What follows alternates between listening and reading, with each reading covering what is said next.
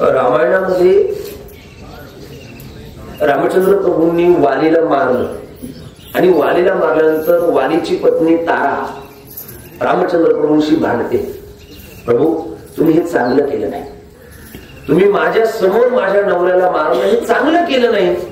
रामचंद्र प्रभू म्हणाले, तारे बरोबर आहे, मी तुझ्या नवऱ्याला मारलं, तुम्ही माझ्या नवऱ्याला मारलं, तुम्ही मला दुःख दिलं. एका स्त्रीच्या जीवनामध्ये सगळ्यात मोठं दुःख कोणतं असेल तर तिला तारुण्यामध्ये येणारं वैधव्य हे सगळ्यात मोठं दुःख आहे आणि ते दुःख मला तुमच्यामुळे प्राप्त झालं. प्रभू तुम्ही चांगलं केलं नाही, तुम्ही माझ्या नवऱ्याला माझ्या समोर मारलं.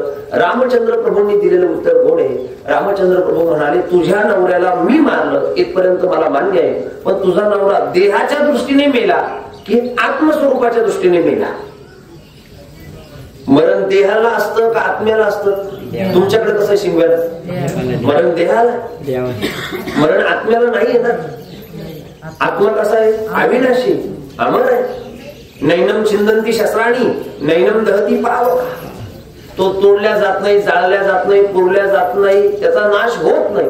आत्मा अमर आहे, शरीर मात्र नाशिवंत आहे.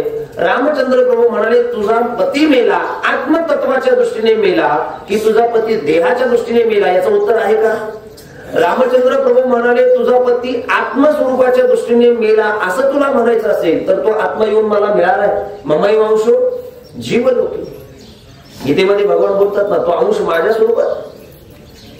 आणि तुझा पती देहदृष्टीने मेला असं तुला म्हणायचं असेल तर देह तुझ्या समोर पडलेला आहे, त्याला उचल घेऊन जा, त्याच्याबरोबर प्रपंच कर. जमेल का?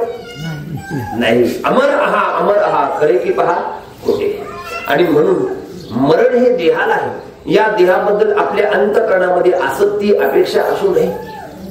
मी थोडं पुढे बोलतो. शांती ब्रह्म एकनाथ महाराजांची गंमत फार गोड सांगतात. एकनाथ महाराज म्हणतात, मी या देहाला माझा देह म्हणतच नाही. हा देह सार्वजनिक आहे, हा देह माझ्या एकट्याच्या मालकीचा नाही. जसं गावामध्ये पाण्याची टाकी असते, गावाची का सरपंचाची?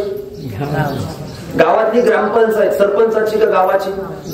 गावातली शाळा जिल्हा परिषदेची, मुख्याध्यापकांची शिक्षकांची का गावाची? सार्वजनिक आहे. तसं नाथ महाराज म्हणतात, हा देह सुद्धा सार्वजनिकच आहे. या देहाला मी माझा देह म्हणतच नाही. आपण उगाच म्हणतो मी देह, माझा देह, हे मी केलं, ते मी केलं. हा मी आपण जोपर्यंत आहोत तोपर्यंत आपला मी संपत जातो का? नाही. नाथ महाराज म्हणतात, हा देह माझा नाही. कशावरून? सार्वजनिक आहे. कशावरून म्हणतात? आता ऐका. नाथ महाराज म्हणतात, आई म्हणते हा देह माझा आहे, बरोबर. वडील म्हणतात हा देह माझा आहे. बहीण भाऊ झाले याला जोडी की ते काय म्हणतात? हा देह माझा आहे. थोडासा मोठा झाला, मित्र परिवारामध्ये गेला की मित्रत्वाच्या नात्याने या देहाला काय म्हणतात? हा देह माझा आहे. लग्नाच्या वयात आला, आई वडिलांनी लग्न करून दिलं की मग मात्र येणारी बायको म्हणते देह माझा आहे. आणखीन 4-2 वर्षाचा कालावधी गेला, मुलं बाळ झाली की ते म्हणतात देह माझा आहे.